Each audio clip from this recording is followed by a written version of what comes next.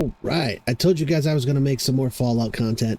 Okay, so this is a new series I started. As the title suggests, Border Marches is going to be about exploring the borders. So I'm going to be going within the one grid within the border all the way around, and we're going to look at the stuff we find, and when I find something interesting, we're going to talk about it. Now, I wanted to start at this first grid because most people just kind of write it off as a dead square. There's not really anything here. However, it quickly opens up from just a little grove of trees and some rocky outcroppings into a large field here with a variety of flora that I wanted to talk about. And the first one I want to look at is the humble silt bean. Let's collect a few of these and take a look at them. Now, the silt bean, as you can see, gives you 10 hit points and it gives you 3 rads, but that's only the beginning, because this, like all of the plants that I'm going to talk about today, just assume this is true for all plants, all fruits and vegetables, and even flowers, are affected by the Wasteland Survival Guide magazine #1, which gives you an additional 50%. So that'll raise this to 15 points. But then they are also all affected by the Chemist perk. So if you wanted to do like an herbalist build, you would go hard into Chemist, because each level of that gives you another 50%. So if you have the magazine and all 4 ranks of Chemist, it would give you 45 HP just for eating it. But that's not where silt bean stops. Silt bean is actually one of the main ingredients in Rad Stag Stew, which gives you 150 hit points, and it applies at 30 points of energy damage resistance for an hour. That is a real world 60 minutes, not an in-game hour. So if you fast travel or you wait, you still have it. It's 60 real minutes. That's a nice bonus, especially early game when there's not really a whole lot of defense against energy weapons. Now, the second thing that I wanted to talk about is right over here. Let's see. I'm going to touch on a couple of these here real quickly. So we've got some wild carrot flowers, and then right over this way, there they are.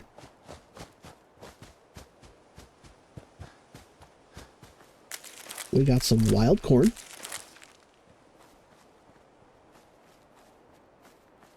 And then we'll head right up here. We're going to talk about all 3 of these.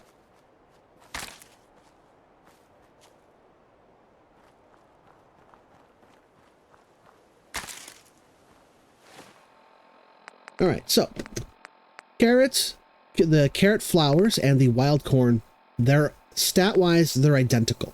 And they do the same thing as silt bean. They become 45 hit points if you have the magazine and the 4 ranks of Chemist. They are not used in any recipes though, but I wanted to mention them because they are here, and they're an early game source of health. And in survival, they're an early game source of food. Hub flower, on the other hand, we're going to take a minute to talk about hub flower, because hub flowers are very important, and they are all over this field. They're hard to spot from far away, but as you can see, I've already collected a few. Just running from Vault 111 over to that corner, I collected 7. Here's another one.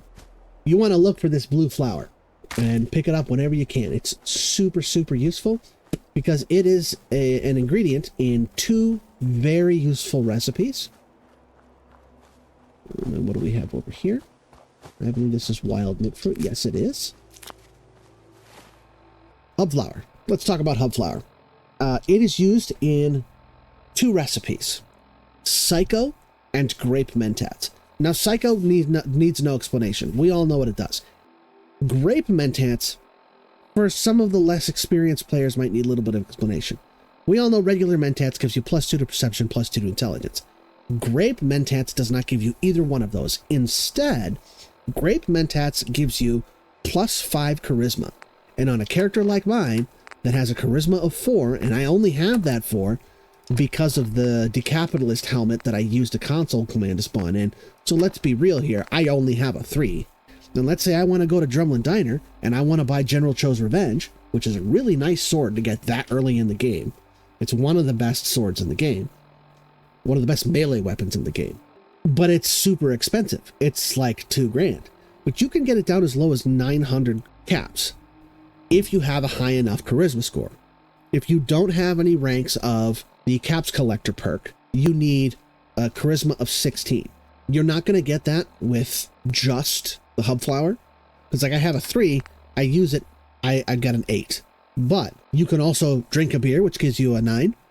There's the black rim glasses, which are in the tunnel on the shelf to the right when you walk in, underneath Red Rocket truck station, which is right outside of Sanctuary, so you can get that. That puts you at a 10.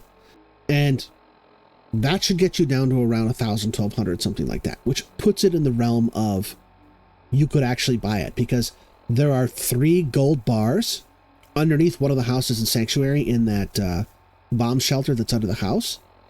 If you get those, and you get Nora's ring and your own ring, and collect all of the loose pre-war money and all the cigarettes and stuff that you come across, you should just about be able to purchase it with just that stuff and maybe a few caps on the side.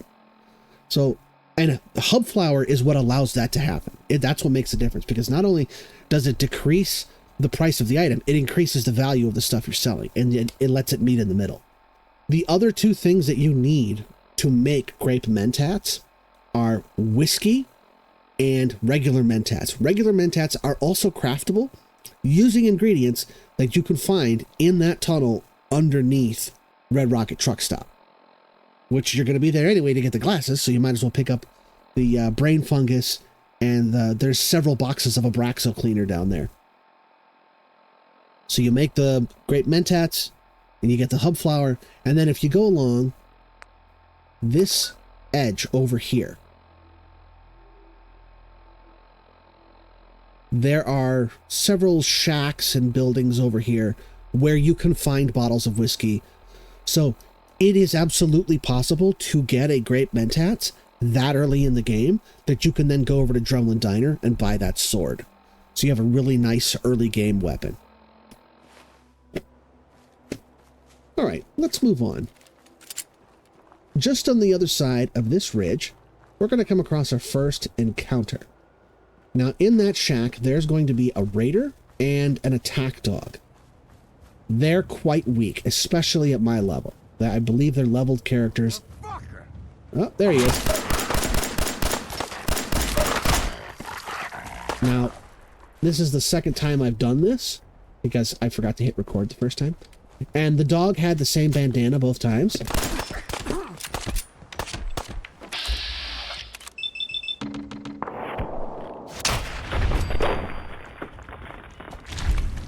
There you go.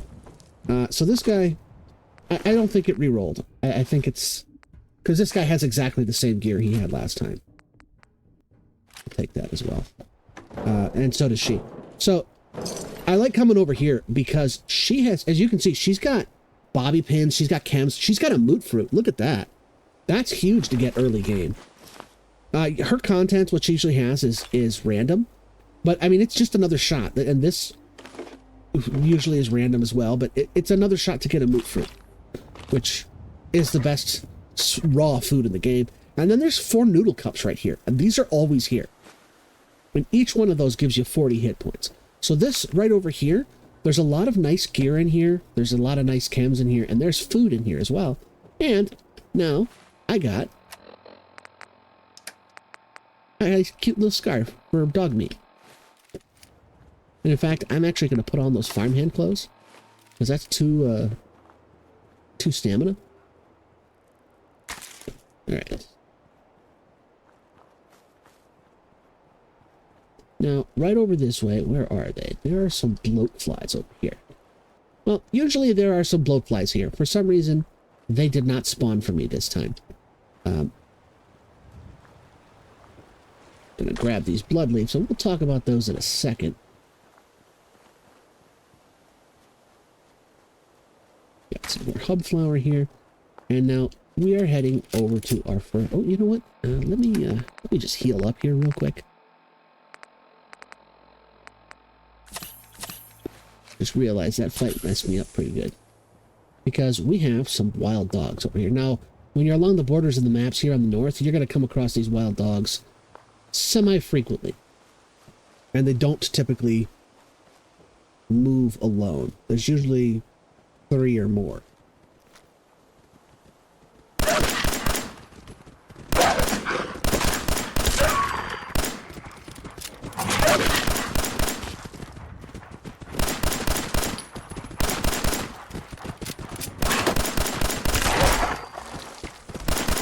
you just back up from them, they come right towards you. That's pretty easy to hit. I know my aim is terrible. It's because of these bushes. These guys drop what's called mongrel dog meat.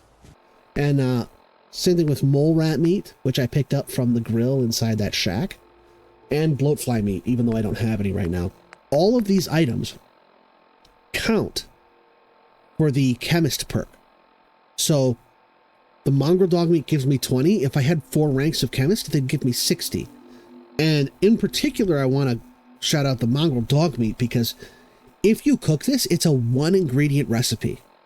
All you need to do is go to the cook station with mongrel dog meat and you get, is it dog chops? Something like that, which doubles the health points that you get and it gets rid of the rats. So this becomes something that gives you 40 hit points with no rats. And if you have the chemist perk, it's 120 hit points with no rats. So I picked up the blood leaf and I always pick that up, although it's not something you're going to be able to use right away unless you get really lucky and you happen to find a container that's got squirrel bits in it. Because you use blood leaf, here's another one, and another one, and these make squirrel stew. And squirrel stew is one of my favorite items early game because it actually gives you a 2% bonus to XP, which doesn't sound like much. See, here's a bloatfly. But it adds up over time, especially if you've got Idiot Savant. So this is the first stash here, right? So you saw there was a bloatfly meat in here. I came by here earlier, so normally when you get here, right here on the ground, there are 2 leather leg armors. I also recommend picking up the fishing rod because you can actually dismantle this, and it's got springs and gears and screws and stuff in it. I don't know if it had screws, but I know it's got springs. And then this suitcase almost always has raider armor in it. Once in a blue moon, you might get 1 piece of leather armor, but it's usually just raider junk. But it's better than nothing. You're starting the game off right now. If you don't have any armor, it's better than nothing. And then there's one more stash right up here on the other side of this rocks. Here you go. So you got a toolbox with some stuff and some ammo in it. You got Mirelurk meat, which you don't really get this early on in the game, and a gourd. The vegetable that's in here, it varies. It can be a fruit or a vegetable. Now, you hear that gunfire going off? I don't know what's different about the scavengers on the border marches, but they seem a little bit more jumpy. The ones in downtown I've come across, they're like, hey, there's plenty of scav to go around, but these ones, you get too close. I found it first. See?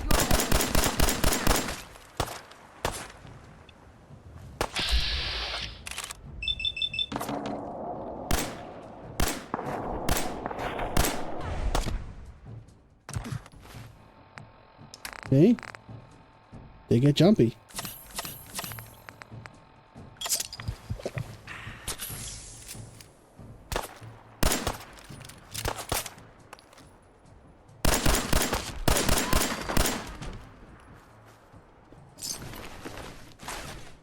Look at all this stuff. Let's see what she's got. There's another Luke Cherry, couple of beers. She's got some stuff. Alright. Yeah, the scavengers in the city proper, they seem pretty chill. They're like, oh yeah, there's plenty to go around. But these ones out on the borders, they're like, it's mine, I saw it first! Now, right over here, I don't know if you can see it down there. There's kind of a green glow. Right there. If I can see. There are. See it right there? Right above my, my sights? Those are Mirelurk eggs. Which means there are Mirelurks over here. At least 2 that I know of. So we're going to go around there because I am not ready for Mirelurks yet. I am only level 2. Now this is probably my favorite part on the border. All of this stuff is here. Flamer fuel, this stuff's always here. We also got fusion core over here. Fat Man over here. And then right over here, we got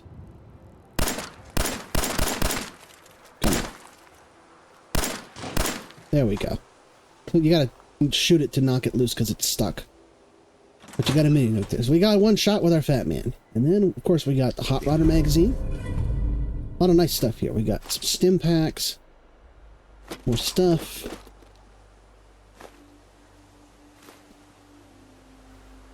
Oh, yeah. And more stim packs there. But the thing I really want to look at is this terminal right here. We're going to eject this holotape.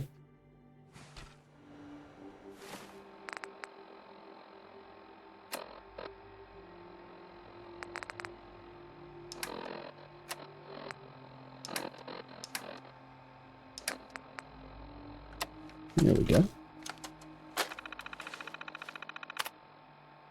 We're going to activate this. Yes.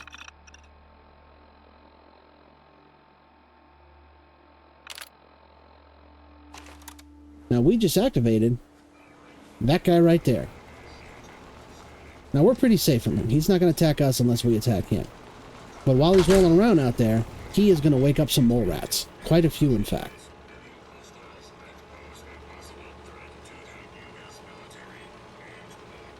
Let me just heal up real quick here.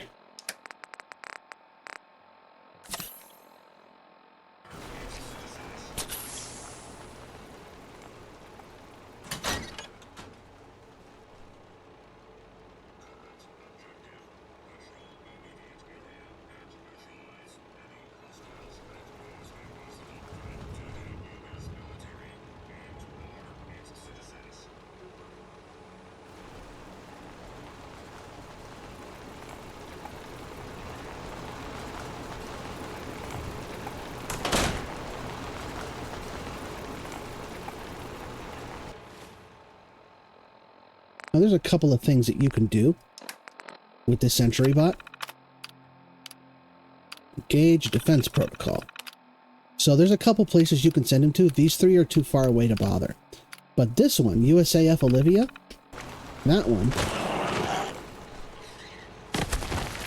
Oh, one of them saw me.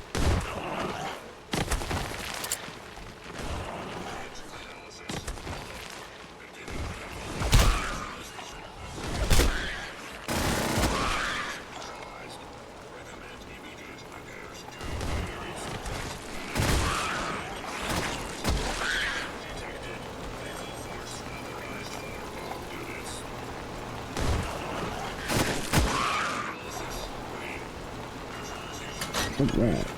Threat neutralized. Love this guy.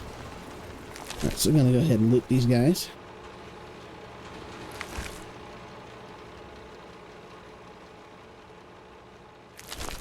They all have meat. Most of them will have hide or teeth. A couple of them have both. Now, USAF Olivia is that big satellite dish over there. There's more mole rats over there, and they have landmines on him. So I like to send him over there to deal with it. I'm not going to be doing that today, though. Today we're going to do something a little more fun. Go ahead and boot this up again. We're going to initiate self-destruct.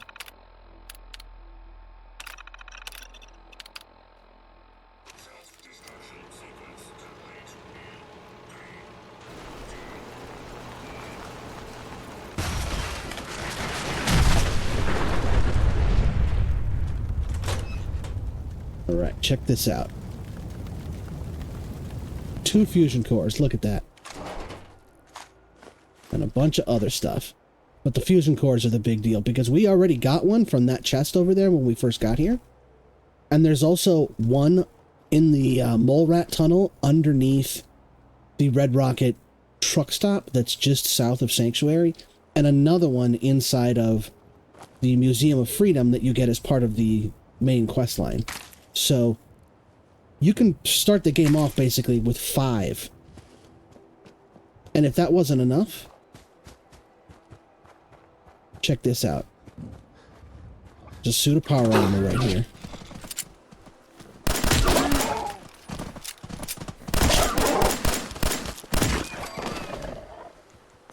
You need to chill out, Radstag.